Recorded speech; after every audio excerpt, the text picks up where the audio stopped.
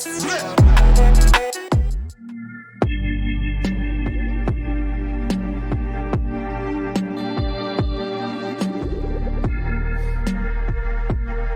exactly is communication?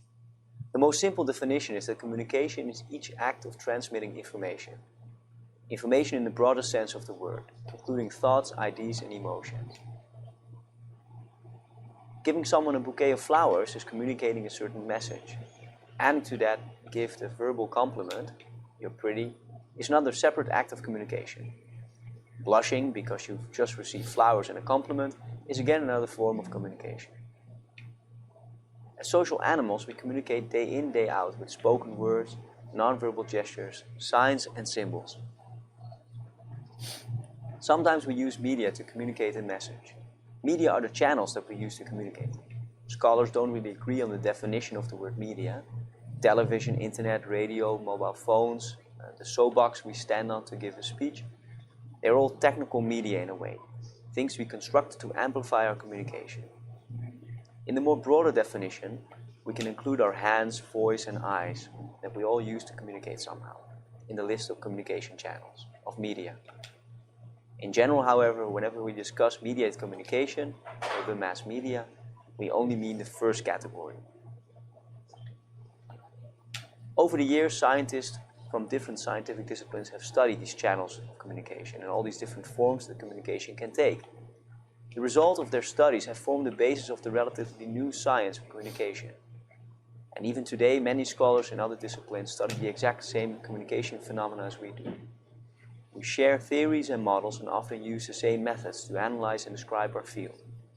It is therefore useful to be aware of how these other disciplines are connected with ours. To get an idea of the different levels of communication and how they are connected to other scientific disciplines, we can look at the so-called pyramid of communication. On the highest level of this pyramid, we find societal communication, which is by its very nature aimed at a large mass audience. Therefore, mainly historians, political scientists, and sociologists study this perspective. Under that is the level of institutional communication. That is performed by political parties, for instance, organized religions, large corporations, and such. Then comes the level of group communication. Groups are audiences that feel a high level of group identification. For instance, a family or a fan club. Both institutional and group communication are in the field of sociology and cultural anthropology. We have now arrived to the level of interpersonal communication. Basically, the communication between two or more people. Both sociologists and psychologists study this field. Finally, there's the level of intrapersonal communication.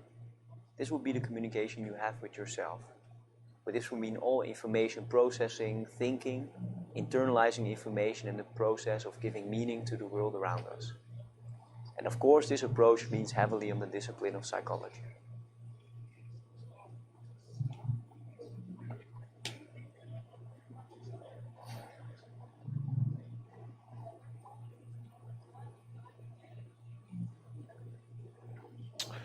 So, as you can see, communication is a very complex subject. So, first of all, I want to welcome everybody to episode 4 of the Living Proof podcast. It's hard to believe I'm already 4 episodes in. I mean, a couple months ago, I didn't even know if I was going to do 1 episode, and now I'm already 4 episodes in. So, for everybody that's been sharing and supporting the show, I greatly appreciate it. And we're really going to get into a topic today that I thoroughly enjoy talking about, and that's communication. And why communication? So as you can see, the intro video really gave us a good basis to really get an understanding of what communication is, right? You know, growing up, we tend to believe that communication is just talking or just writing, right? And that is communication. But communication is a lot deeper than that, is a lot more complex. And we're going to get into some of those topics and ideas today. So, first of all, before I continue with the show, I'm going to introduce a good friend of mine that's going to be working with me today on this topic. So, Loken 6, if you dare, can you say hello and can you just give a brief introduction? Yeah, I'm right here. This is Loken 6, founder, co-creator of the Assembly of Revealed Knowledge. You can find it on Facebook. I've been going to school for several years for all kinds of different topics, one of which is communication, both verbal and nonverbal. I'm also a professional orator, so I go to different places giving speeches on different topics, mostly etymological and lexical research. Outstanding. Thank you. So today we're really going to get into communication from a historical perspective. We're going to get into communication from an application perspective, methods of application, and then we're going to get into communication from a esoteric, interpersonal, metaphysical perspective. So we're really going to have a lot of good information today. So I'm going to open up by giving us a brief history of how communication developed, and then Loken is going to take over and he's really going to expand about the development of the linguistics aspect of it. So I'll be using this article as a source. This particular article is called "The History of Communication from Cave Dwellings to the Web." So this will be the source article that I'm using as a template that I will be reading from. But this is an open discussion, so it won't be a lot of PowerPoint slides this week. This is going to be us communicating, because after all, that is the topic of the show. So just to read from the article, communication has existed in various forms since man appeared on Earth. The methods, however, consisted of a disorganized set of signs that could have different meanings to each human using them. It wasn't until 3 million years after man's debut, around the year 30,000 BC, that communication began to take on an intentional, manufactured format. The most well-known form of primitive communication is cave paintings. The artistic endeavors were created by a species of man that appeared around 130,000 BC, the Homo sapiens. The method involved creating pigments made from the juice of fruits and berries, colored minerals, or animal blood. These pigments were used to create depictions of primitive life on the cave walls. The purpose of the paintings has been questioned by scholars for years, but the most popular theory states that the depictions were used as a manual for instructing others what animals were safe to eat. So, for a primitive group of people, we could see that communication was a matter of life and death, right? If you wasn't able to properly inform the people around you of what foods were edible and what animals were able to be eaten, and what plants were able to be used for whatever reason, this was a matter of life and death. So communication at its very root fundamental core allows you to convey your thoughts that ensures your survival. So this is pre-language communication, right? We have drawings, like the equivalent of in the modern time would be an emoji, right? An emoji would be something that if they would use something similar to emojis in primitive times, hieroglyphs, symbols, right? So this is how they were able to convey messages to each other prior to organized language and the development of linguistics. So, continuing on, other forms of early communication existed, although they were less popular for a variety of reasons. Storytelling was used to pass on important information in the days before the existence of the written word. However, since man still lived in separate tribes, this information could not be applied outside one's tribal community. Drums and smoke signals were also used by primitive man, but were not the most practical means of communicating. Both methods could attract unwanted attention from enemy tribes and predatory animals. These methods were also difficult to standardize. So again, you have a situation where you got different tribes using different methods of communication, and it led to a lot of confusion. We kind of get introduced to this concept in the story of the Tower of Babel. We'll get into that at a later episode, but the Tower of Babel is kind of conveying and communicating this message that the world was, really in confusion about how they're able to communicate with each other. So this is where we start to get into the development of linguistics. So I'm going to pass the baton here, and I'm going to let Loken really get into this particular aspect, because this is something that he's really good at. So Loken, if you can take over here, and we're just, if you could briefly get into how languages came to be and early forms of linguistics and how it developed. Sure. Language is something it's been around for a long time. Languages have been around longer than written recordings, if you're not taking into account the cave drawings and that kind of thing. When writing came about, it really kind of started as a way to keep inventory of different things. But linguistics came about after written recordings the other way around. Written recordings had came around after linguistics did. So there's not a whole lot of information that we have that's viable and researchable on how language really came about, which is why there's able to be so much speculation on it. Cool. So now I know one topic that you really emphasize in the conversations that we have among each other is etymology, right? So can you briefly explain how etymology and it differs from the definition of a word, right? So for most people, they confuse the definition of the word for the actual source and root meaning of the word. So can you briefly touch on that? Because that's important.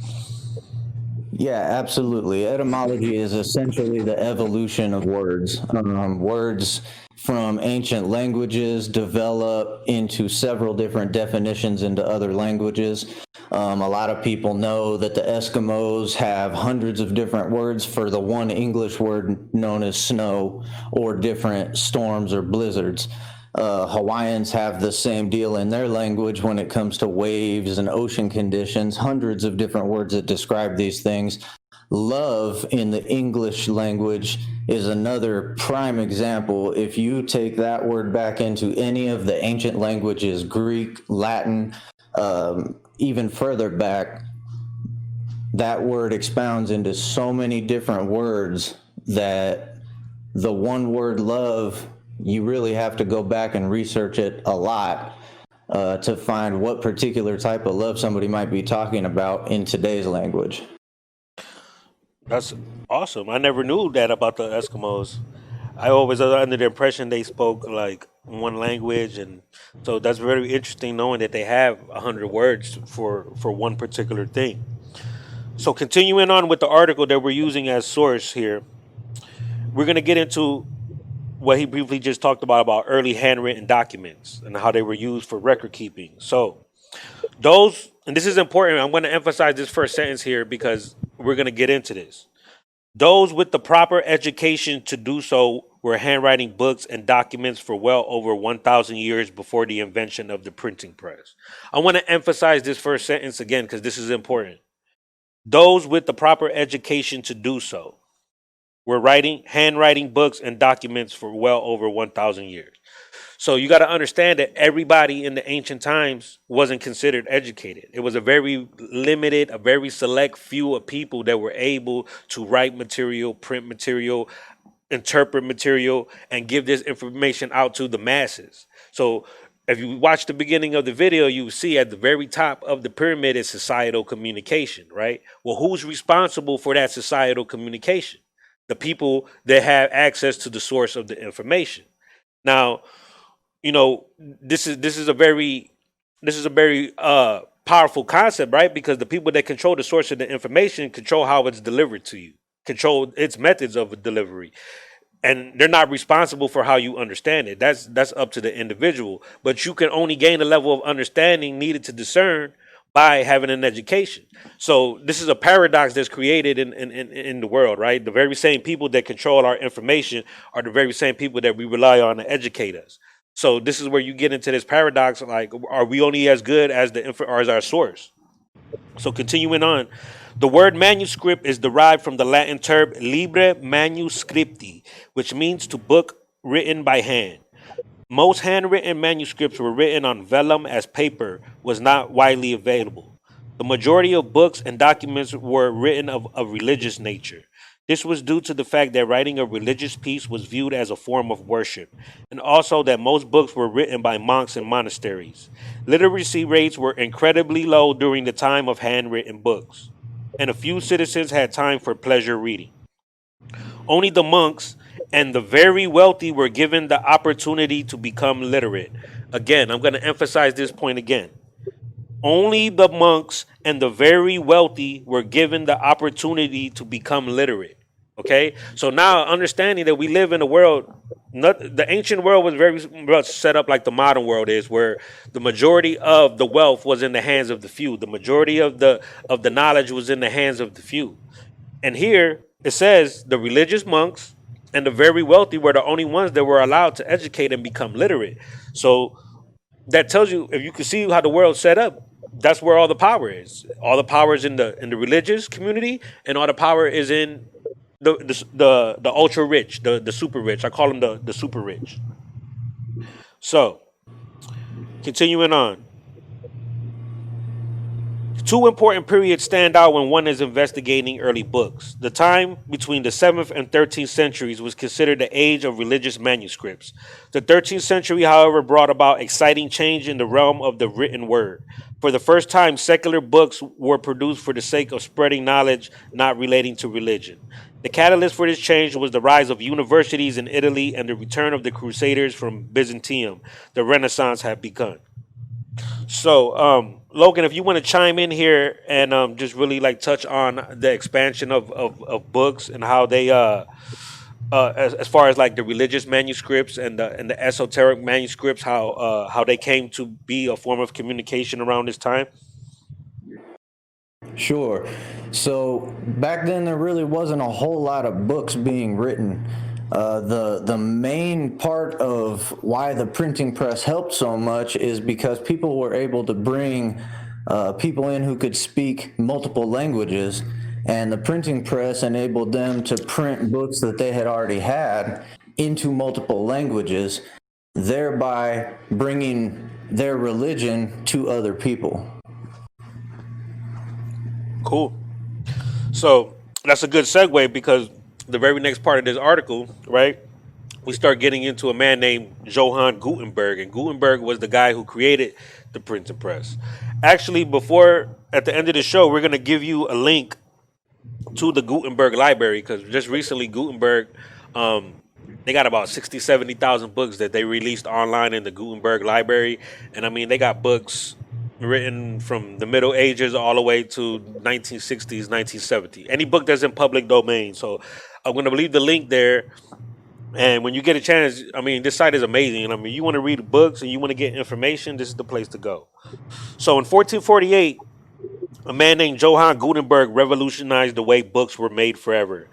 An inventor born in Germany, Gutenberg had a vision of a device that would utilize movable tops using blocks with pre-printed text. This method, combined with the use of paper, ink, and a printing press, allowed for books to be mass-produced and greatly reduced the price. Gutenberg made his first device by adapting a wine press to remove the water from paper after printing. Gutenberg's initial project was his new invention was a reprint of a Latin speech book. When this was a success, he embarked on his most famous printing project, the printing of the Gutenberg Bibles. His were the first Bibles printed in Europe.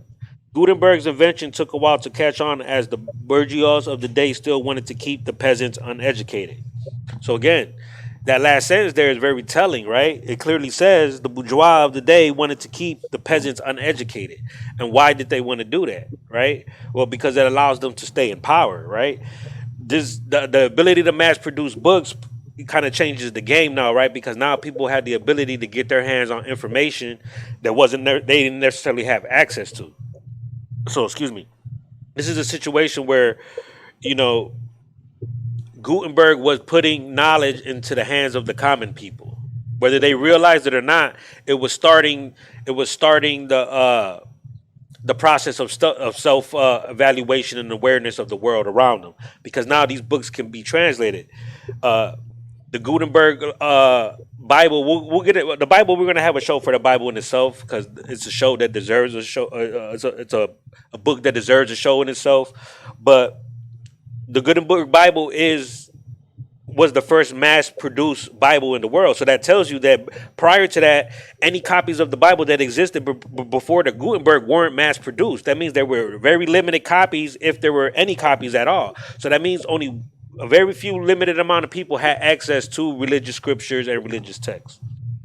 So, moving forward, we get into the concept of letter writing. And, before we get into the letter writing, let's get into the concept of the alphabet system itself. So Logan, if you want to chime in here about as far as the alphabet systems and how they came to develop over time, like from early Sumerian symbology to kind of like the Arabic system that we use now. Sure, yeah. Like you were saying, in the beginning, it started as pictures and pictographs. So when that started getting too complicated, when language became complicated, they weren't really able to express whole ideas as pictures. The Egyptians tried that, and they had to cover whole buildings with a story of pictures. So they started coming out producing symbols that represented certain sounds. And this was something that was only taught to the educated and the wealthy, mainly because they're the only ones that really had time to sit down and learn this stuff. As you could imagine, like in today's society, a lot of how our kids learn is by seeing signs with letters on them and hearing somebody say what's on the sign, or, seeing letters and words on the TV, and they hear the TV say the words. But back then, they didn't have that stuff. You actually had to sit down and take time to learn how to associate the symbols with certain sounds. People who didn't have money back then didn't have the time to do that. They were busy tending to the fields and their animals and crops. So when that came out, they kept it to themselves and expounded upon that into different languages, and thus you get all these different written languages. So now when we get into like these ancient languages, right, we have a situation where these particular characters of letters were symbols, right? So, for example, I'm going to use the Hebrew alphabet because that's one that I'm relatively familiar with. And the first letter in the Hebrew alphabet is the word Aleph, right? Is Aleph. It stands for A, which is the symbol of the bull, right? And the very next letter in that is Beth, right? So it's Alpha, Aleph, Beth, right? So we could see that even in our naming of our English language alphabet, we have alphabet, right? Alpha, beta, just like the Greek, right? So we could see that the synchronicity of the languages over time carried over from the ancient times, right? When they were able to first develop these characters, these letter characters, into the Arabic system that we use now. I touched on this a couple episodes ago, how English is a backwards written language, right? It's a language that's written in the opposite direction from the traditional languages. Now, I can't really expand on why is that. It could be a lot of reasons for that, but that's just how the language is developed. That's why when you ask people from other countries, English is one of the hardest languages for them to learn because it requires them to use their brain from left to right, as to where traditionally they would be programmed to read things right to left. Being able to convey your thought and get it out from your brain and get it out into your mouth and get it out into the world is a very important concept that most of us take for granted, right? A lot of the times, text messages, we don't really get to put the emotion and the feeling and the tone and the things that we're saying to people, and a lot of the time the message gets misconstrued. Somebody really thinks you're feeling some type of way because of the way you type on the thing, and they don't really see the tone of I'm one of the people I like to look in their eyes when I'm talking to them, right? Because I want to see what it is if they really feel what they're saying that they feel. The eyes are always one of them things that tell a lot about somebody. You can look somebody dead in their eyes, and the eyes are a form of communication. They communicate to you if this person is scared. They communicate to you if this person is for real, if this person is trying to bullshit you. So, communication encompasses a lot of things outside of just talking, outside of just writing. What I'm doing right now with my hands is a form of communication. Body language, rolling my eyes when somebody says something, those are all forms of communication. You're relaying a thought to somebody else. And as you can see, communication is very complex. You got to communicate with yourself. We're going to get into we'll get into those things when we start talking about metaphysics, and when we start talking about really getting into like the esoteric aspects of reality, right? Because we're just scratching the surface right now. We're really just talking about the self. We're really not. We haven't traveled it down the rabbit hole yet. We haven't did any of that yet. Right now, we're trying to establish. A couple weeks ago, we established how the brain operates and the thought process, and today we're establishing methods of communication and how to make them more effective. So, continuing on with the article, the telegraph. Now, the telegraph, it was one of these things that I guess you can consider it the first internet, right? But this allowed people to transfer information across the waters, right? A lot of people don't know the telegraph wires and internet wires to this day are still ran underneath the water. A lot of people have the conception that internet is in the satellite in the sky, but telegraph, they ran wires underneath the Atlantic Ocean, the Pacific Ocean, whatever set of ocean they needed to run the wire. They there. Even fiber optic cables by internet to this day is still ran underneath the ocean. So, the evolution of all things, communication included, involves the desire to perform tasks more quickly and efficiently. This desire was realized with the invention of the telegraph. The logistics of telegraphic communication involves sending electrostatically generated signals through a wire. The system involves three main components: a battery to supply the electricity, a key used to complete a break the circuit, and an electromagnet at the receiving end, which consists of a wire that pulls on a piece of metal when electricity passes through it. So before I continue with the rest of the article, you can see how knowledge is able, how the evolution of human knowledge is able to develop the evolution of communication, right? As human beings got smarter and they were able to really understand the science and the world around them, they were able to develop more effective forms of communication. This allowed information to get shared faster. This allowed things to get accomplished quicker. But it also had a negative effect, right? Because now this allowed people to organize revolutions and organize resistance and organize any type of conspiracies or whatever faster. Because now they have the opportunity to connect with people that they wouldn't necessarily have access to due to geographical reasons. So moving forward, in America, the telegraph is attributed to Samuel F.B. Morse, but his 1837 version was far from original. An Englishman by the name of William Watson had devised a way to send messages via telegraph in 1747. The revolution of the telegraph allowed for instant communication across long distances, something that had previously been unheard of. The technology was particularly useful during wartime to transmit pertinent information, and the first telegraph stations were set up along railroads as the necessary poles were already erected. The telegraph was also popular among the Victorian set. Those of the upper class used the telegraph for personal communications, but those of lower economic status were excluded from technology due to the cost involved in sending a telegraph. Again, you see a theme here, right? We done went through three different methods of communication, and the theme is the same, right? Those of the upper class used the telegraph for personal communications, and those of lower economic status were excluded. That means they weren't even allowed to have the telegraph, right? They couldn't afford it, but I mean, it was even deeper than that, right? What is the environment? What kind of environment existed that they weren't able to make enough money to buy something, right? So this is where we start getting into, manipulation and things like that, not allowing people to live in their full potential.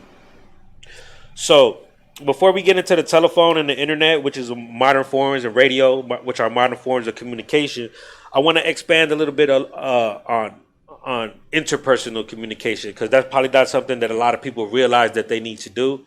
But you need to talk to yourself. Before you go talk to anybody else, you got to wake up in the morning and ask yourself a lot of valid questions, right? And this is something that we don't do as individuals because, we're distracted. We're distracted with politics. We're distracted with work. We're distracted with relationships, right? And we never really get up in the morning and ask ourselves, are we happy? Entertainment. Right? I mean, when's the last time am I happy, right? Or am I content with my life? And this is a form of communication, because now you're communicating with your soul and asking yourself, like, am I living to my full potential, right? So before we do all of that, we go out there into the world and we start communicating with the world about all this other bullshit, right? That's not really relevant to us, and we're exchanging this energy, right? But we're not asking the questions to ourselves that are relevant and pertinent. So, it's important that in the process of communicating, that the first person that you communicate with every day is yourself on an interpersonal level. So I want to make sure I emphasize that point because, everything starts in here and up here. And if this is messed up, it doesn't matter all the money in the world, all the material shit in the world, all that shit will come crashing down. And a lot of people think they're invincible, right? A lot of people think, they got all the answers, and life has a way of humbling you and showing you that you really don't have all the answers. And that's because a lot of people don't take the time to communicate with themselves. Instead of communicating with themselves, they do the opposite, which is lie to themselves, right? And enable themselves to continue to do stupid shit, right? But lying to yourself is also a form of communication. It's a negative form of communication. So it's all about finding balance and really coming to grips with what it is that you want to accomplish in life. So moving forward, we're going to get into the telephone, right? Because the telephone is a modern form of communication. So before I continue, Logan, did you want to chime in about interpersonal communication? Because I know that's something that you emphasize a lot. Yeah, the only part that I wanted to add there is that a lot of people tend not to think about the subconscious aspect of their interpersonal communication with themselves as well. You can liken it to the way you train a dog or the way that you bring up your child, in that when your child or your dog does something wrong, you discipline them, right? You do the same thing with your body without even realizing it. When you're not feeling well and you overeat so that you make yourself feel happy, or you get into some other form of addiction, smoking cigarettes, alcohol to cope with different things, that's you literally communicating with your body that you are going to give it these things to make it feel better, instead of teaching yourself and learning within yourself how to make yourself feel better without that stuff. Cool. And that's important because, again, health and the mind and all these things are interrelated with each other. Like what we talked about last week in alternative medicine, disease is your body communicating to you that you have toxins in your body. Now, whether you understand this or not is up to you. As the individual, most of us, we put all our faith and we put all our faith in the experts or people that we consider experts, without really understanding ourselves and how the human body operates, right? So it's a situation where we're not paying attention to the message that's being conveyed to us. Those times when we go out and we have a lot to drink and we wake up morning feeling like shit, right? A lot of that's your body telling you that you were doing too much. Now, whether you understand the communication, the message that was communicated to you, only time will tell, right? Most of us don't understand. We get up and do it again the next day and the next day and the next day and the next day until we have cirrhosis of the liver and we're dying. And then we're like, oh my God, why am I dying? It's because the message was told to us over and over and over and over and over again, and we didn't want to listen. Right? Because that's us in human nature. We like to do what we do. We don't like to listen because we think we already have all the answers. So that's why communication is important, interpersonal communication. So moving on to the telephone. The telephone. Today we take the ability to use a telephone for granted. But in 1876, Alexander Bell was busy realizing a dream that he hoped would once again revolutionize communication. Like all inventors, Bell was perpetually curious and always on the lookout for empirical evidence of new and interesting. Bell observed that sound vibrations could be transmitted through the air and received at the same pitch in another room. Bell wanted to transfer sound and pitch across a wire and ascertained that this would be possible by reproducing sound waves in a continuous undulating current. Once proving this theory, Bell realized the same concept could be applied to human speech, as it is composed of many complex sound vibrations. A few trial and errors later, and the modern telephone was born. Given our reliance on telephones today, it is surprising to know that Bell's invention was initially quite unpopular. The telephone did not generate nearly as much excitement as the telegraph had a few decades earlier. This may have been due to the fact that Americans loved novelty and Bell's concept was not entirely new. The telegraph had cornered the long-distance contact market. The lack of popularity may also be attributed to the cost of telephone service. Most original telephone service subscribers were corporations, as a year of service cost $72. Residential service cost a family approximately $60 per year. In the 1800s, this was a substantial sum of money to be spent on an unnecessary device. So, again, we see how early technology was always connected to the wealth and your social status. If you had the money, you had a phone, you had a telegraph. You was able to communicate your thoughts faster than the people that did it, and it was really that simple, right? You know, even in the modern world with the internet, you know, some people don't have access to the same internet speed. I can assure you that when you go to the suburbs, the internet speed and the way the internet operates in the suburbs is way more smooth and way more efficient than you do if you live in the inner city. Now, I'm not trying to say there's a conspiracy involved or anything like that, but I'm just saying there's a difference, right? And it could be just a population issue. Less people using the internet in rural communities leads to, you know, a more clean internet service. But you know, you would think that in a city where there's a lot of technology and a lot of high-tech equipment that requires this kind of bandwidth, that the internet in the inner city would be faster, and it's not necessarily the case all the time. So we can start looking at economic factors that are behind this, right? Everybody can't afford 100 bandwidths per second or 200 bandwidths per second. Some people can only afford half that. So this is how economics gets into the whole concept of communications, and communications, just like everything else, can be controlled. So moving on, the radio. During the early 1900s, a new form of communication and entertainment took the world by storm. What began as shortwave communication used during World War I blossomed into the hottest communication technology of the era once the war had ended. Amateur broadcasting began around 1914. Commercial broadcasting didn't hit the airwaves until 1920. Radio was unregulated until 1925, when the Federal Communications Commission, or better known as the FCC, stepped in. At this point, approximately 2 million homes had radios, and there were several hundred stations broadcasting thousands of programs. The technology advanced so fast that new radios were obsolete within 3 to 6 months. Radios were incredibly popular during the late 1920s and early 1930s due to the Great Depression and also the flapper movement. The American people loved to dance, and most other forms of entertainment were too expensive. The technology really took off in 1933 when Edwin Armstrong, the father of FM radio, invented frequency modulated radio. By the 1940s, the number of radios in American homes had doubled, and 800,000 FM receivers were produced in 1947. Wow. So, we see that the radio took the world by storm in the early 1900s, right?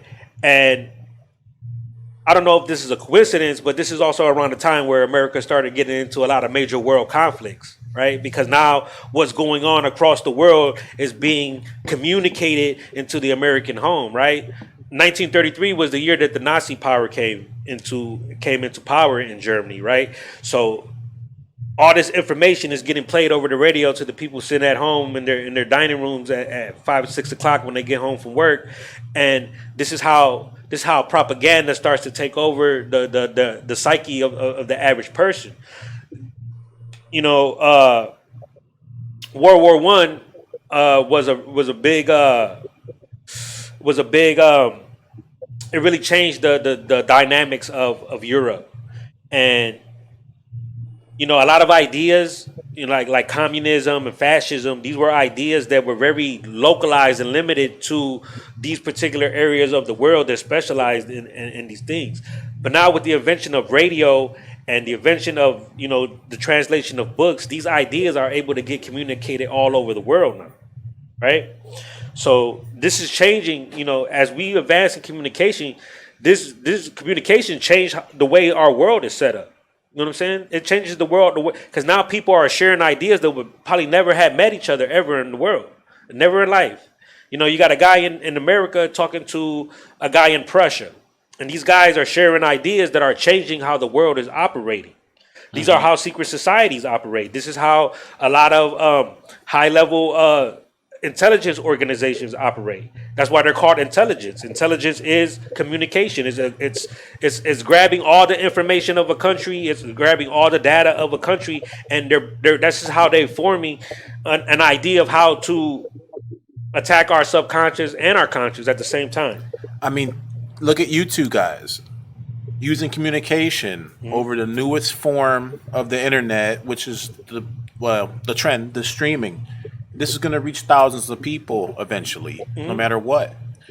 It's like what you would call what's the word, like an archive, right? Like these videos, as long as the energy is running and the power grid is up and running, these videos are something that you could go back in time, and you can even watch your own self-development, right? Like I can even see the progress from my first episode to the fourth episode. I'm able to see how my level of communication either got better or downgraded. I'm able to measure that by recording, by using other methods of communication. And this is why it's so effective. A lot of us don't realize that a lot of the problems that we have in our households or with our friends or our family is because we don't know how to communicate properly, right? The minute somebody says something that we don't like, the first thing we do is get hostile, and we want to pump our chests out, and we want to fight, right? And we want to do all this, and we miss the message, right? Because a sure sign of ignorance, right, is to get all bent out of shape every time somebody says something that doesn't fit your presupposition. You know, that's a surefire sign of ignorance, right? Not being able to control your emotions, things like that. Those are signs of ignorance, not stupidity, ignorance. Because you're ignoring the fact, right? Because that's the base word of ignorance. You're ignoring the fact that you lack communication skills. And it's really that simple. You know, a lot of times we experience this with our spouses, right? We want to convey a message to our spouse. As a man, you know, I have a tendency to come off condescending sometimes because I feel like I already said this like 3-4 times. Why am I saying this shit again, right? But that's my ego talking, right? That's my ego communicating. That's not me communicating, right? That's why I got to check myself and be like, damn, maybe she wasn't paying attention, or maybe I wasn't doing something the way I was. Maybe I didn't communicate myself properly, and I need to check myself. Right? But a lot of us got too much ego and too much pride, and we don't want to do this. So we keep communicating the message as is, and the whole thing gets missed. And now you in an argument with your significant other because y'all didn't want to work on your communication skills. We just showed you, right, that it encompasses a wide variety of things. It's not just writing and talking, right? So again, these are things that we need to work on as individuals. Logan, I want you to chime in here because I remember we were discussing this earlier this week when we were talking about this show. And can you give the viewers a brief example of how you dealt with a situation that was where communication was lost, the tone and the frequency of the conversation just went left field?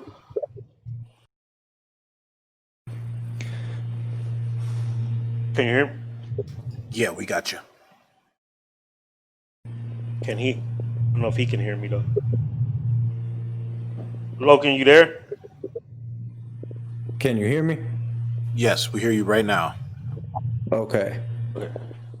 Can you repeat that question real quick for me? Yeah, so we were talking about like communication and how communication between two people, sometimes the tone and the context of the delivery gets lost upon and the message gets lost.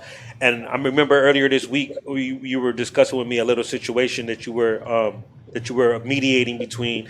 Can you give a brief example of how communication, poor methods of communication can get the message lost? Sure. Well, a lot of, as you've already touched on, a lot of communication is actually nonverbal. So when you're not standing face to face with somebody, it's really hard to associate what type of communication they're trying to have with you.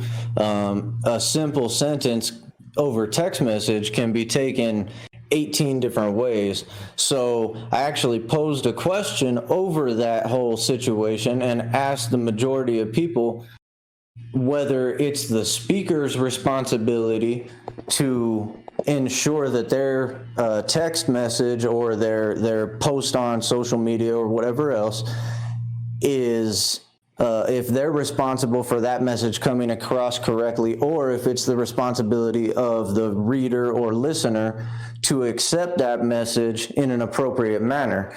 And judging by how everybody else responded to it, everybody believes that it ought to be both parties' responsibility to ensure the communication stays civil, which I completely agree with.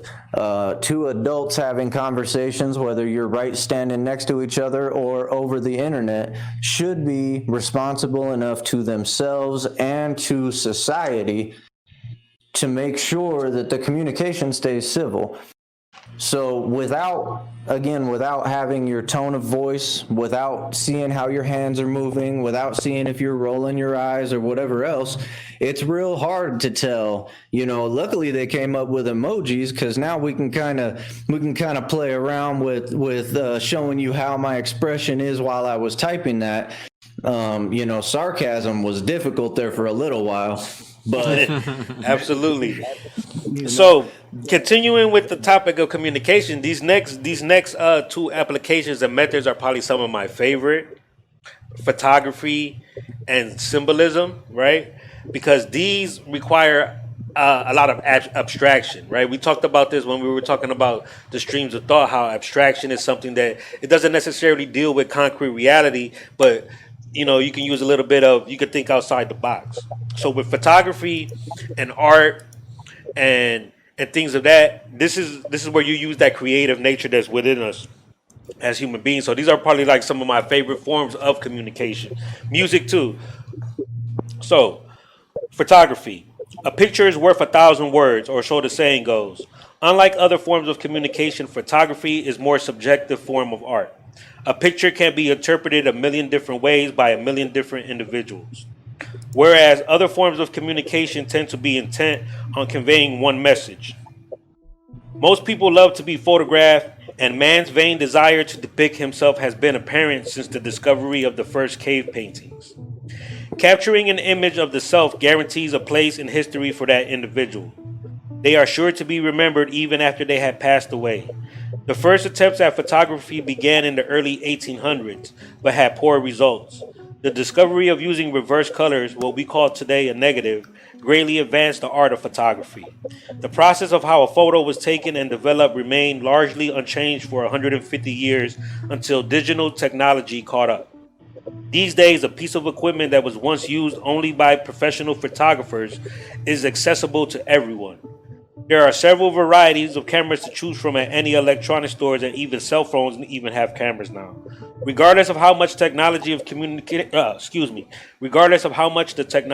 communication continues to advance over the years, the photo will always hold a special place in history as the pioneer of capturing the human image for eternity. So, the image that I use as my Facebook profile. A lot of people see this image. If you could bring the image up real quick. It's an image of a monk on fire. Or you could just type that up, monk on fire. And it's a very powerful image, right? This particular image.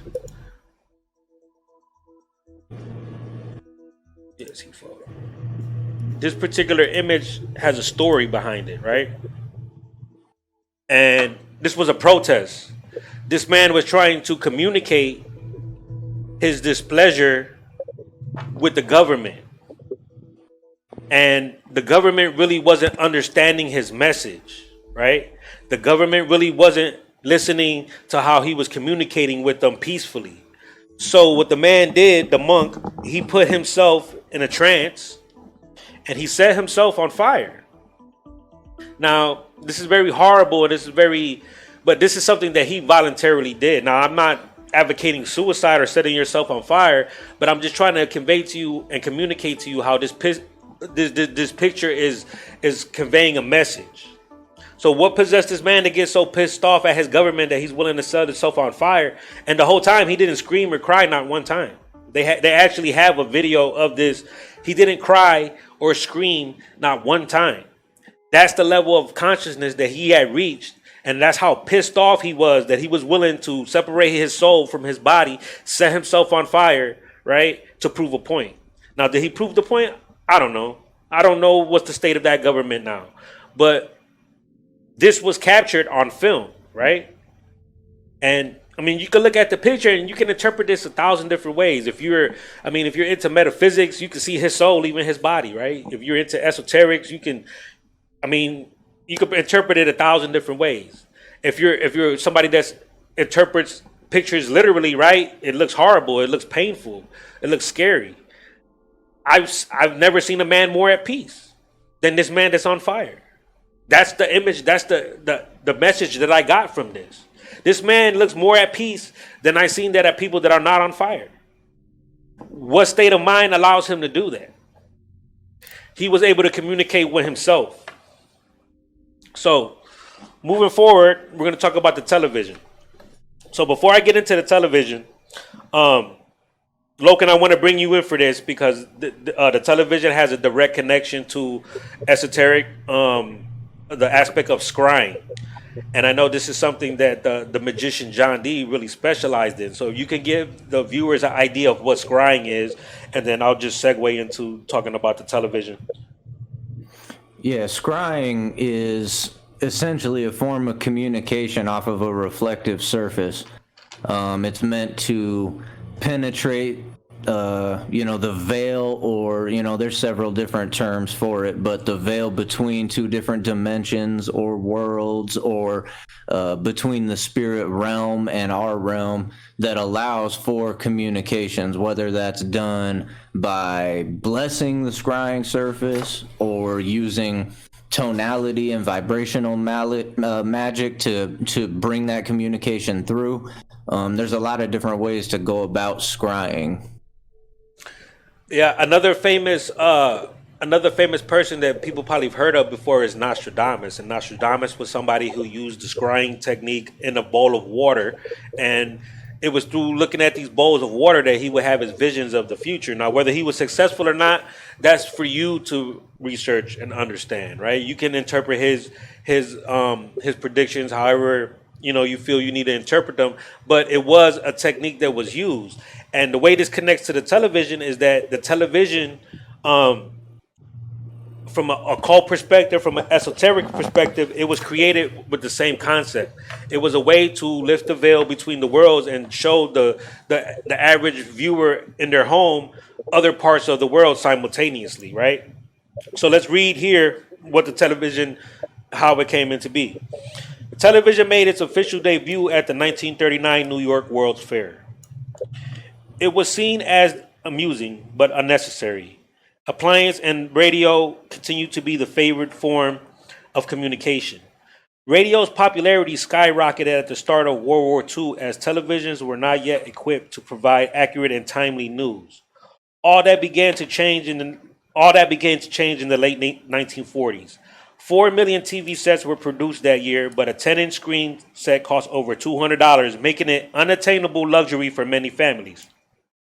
Now, coincidentally enough, the late 1940s was the years directly following World War II, right? So it's almost like every time war, new technology is directly related to states of war that we find ourselves in, right? The radar, it was developed by the British to stop the bombings of the Germans, right? So now we use radar for weather and to communicate what the weather is going to be like tomorrow, right? GPS was something that really caught steam in the first Gulf War, right? They needed a way to find out how to keep the tanks and all the units together during the dust storm. So they developed this ground positioning system. That's what GPS means, right? And GPS is now something that all of us use every day, right? But it was created for war. Most of the technology that we use was created for war. And then we use it in peacetime. So again, the TV, 1939 was the year that the Nazis invaded Czechoslovakia and they invaded Poland. There's no coincidence that the TV came out the same year that World War II started. It's not a coincidence. Why? Because the war was the psychological operation of that time that was going to be used to stir the emotions of the European people, the American people, the Japanese people, the Chinese people. That's why it was a world war. Okay, China was at war with the Japanese before 1939. But it wasn't until 1939 that this information was being able to be conveyed and seen on television, right? People were actually able to see the Nazis invading the countries now and not just hear about it on the radio. They were able to see it now. That's why everybody seen Pearl Harbor. They didn't hear about it on the radio. They seen it. So now it had a more effective, the message that was trying to be conveyed is more effective now because people see it. And most people have to see things to believe it. And once the adventure of the TV came, I mean, the finesse was on after that. The cell phone, right? Because now technology is starting to move fast. Once the TV came, now we're able to convey ideas super fast. We got movies, we got music, we got the music video. And now we get to the cell phone. It may be hard to believe, but the first cell phone research began in 1843. Let me repeat this again. It may be hard for you to believe, but the first cell phone research began in 1843. Okay? When Michael Faraday conducted research to see if space could conduct electricity. Fast forward to 1973, and Dr. Martin Cooper is credited with inventing the first portable handset. 4 years later, cell phones go public. In the 37 years the cellular phone industry has existed, the market has grown from $3 million annually to an industry that commands $30 billion annually. The customer base has also expanded from an initial trial population of 2,000 to more than 60 million cellular phone users in the United States. You got to understand this article was written about 10, 15 years ago. So now we're looking at almost 100, double this number, 150 million. Cell phones can be found everywhere in modern America. Landlines are slowly becoming obsolete as everyone from senior citizens to elementary school students acquire their own cell phones. The convenience of having a phone at the ready is a concept that is very easy to market. But the fact that higher stress rates have been linked to this phenomenon of constant contact is commercial. So basically, real quick, the cell phones allows us to communicate with each other instantly. The internet, same thing. These are things that allow us to communicate with each other instantly now. Now, communication is not a lot of people don't know this. Anybody that watch sports, right? The old sports games were time delayed, right? You were watching pre-recorded sporting events, right? And you didn't even know you were getting finessed out of your money because you're watching the game thinking you're watching the game live and it was pre-recorded. Everything has a delay on it in the stream world or in the live. Right. So now a lot of people think they watching things live and they don't realize that a lot of things even now are still 5 second, 10-second delay, right? Because if you say something and they don't want you the people to hear the message, they'll cut it off real quick and they edit it out. So, I mean, again, communication is a good thing, it's a great thing, it's what allows us to grow as individuals, but it's also something that can be manipulated if you're not aware of how the different methods. Now, I'm very limited on time, so before I go, I want to thank Loken 6 for coming in and doing this show with me. This is something that I did kind of last minute with him, but he did make the time to come out. So, real quick, if you could give a quick shout out to the website and how people could get a hold of you if they want to hire you as an orator or anything like that, or any websites that you want to share, feel free. Yeah, for sure. Right now, I'm focusing on building this Facebook page, this group. It's intended to be a mystery school that encompasses all things esotericism and occult related. We got a lot of free classes that are going to be going on there. You can find it on Facebook. It's Assembly of Revealed Knowledge. Again, it's going to be free classes on several different subjects, a lot of good knowledge and learning there. We're keeping the drama out of the group. It's going to be a lot of fun. So for now, that's what I'm focusing on. I appreciate you having me on the show. Yeah, it was a pleasure, man, and it was great working with you. I definitely want to bring you back on the show when we really start going on the rabbit hole with me, because I know that's what you really specialize in, and I really think you can offer the people a lot of valuable insight into that. So I'm definitely gonna have you on the show again. So just I'll keep you updated. The month of October, I'm gonna keep you busy. So just know that. All right. So thanks for coming on the show. Thanks for the support, man. And I'll see you in class because I do.